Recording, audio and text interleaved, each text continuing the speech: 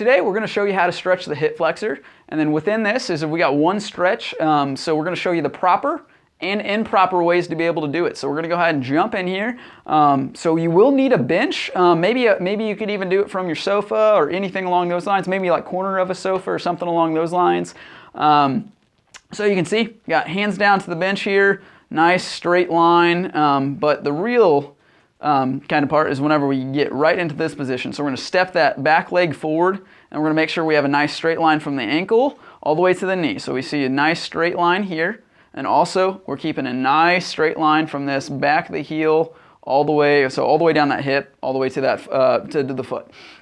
We want to make sure we're staying up on the toe, we're not going down on the heel, because then we're not going to be able to actually get the hips, like the stretching of the hip. I'm keeping a nice, good posture right here, making sure as if I'm not leaning too far forward. So we're going to go ahead and go to some that are in proper form. So you can see here, now I got that bending in the leg there. That's going to take actually, it's going to get away from that hip extension, and as of then it's going to cause as of that hip not to stretch as much as you would like it to. And then you also see I'm leaning a little too far forward. I'm not as straight up as I would like to. And then this one's just showing, still you could even be getting a stretch here, but as of I'm leaning still too far forward. I want to be able to make sure to come back. So as we're really stretching that hip flexor out the best as possible. This would be some, that right foot placement. So you can see the knee, right straight line, right with the ankle. So we'll show you some improper ones.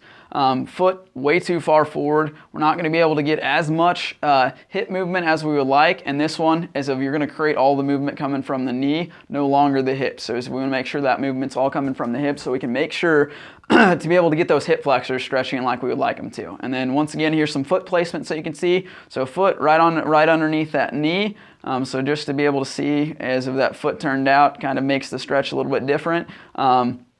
It's almost even a little bit more of like the inner thigh than it does actually the hip flexor. And then also you can see that knee collapsing in just as if that even looks like it hurts. So as if that's something exactly what we don't want to do, is if we're then not actually stretching the hip flexor like we would like to as well. So that would be the way to stretch the hip flexor. So look forward to seeing you next time.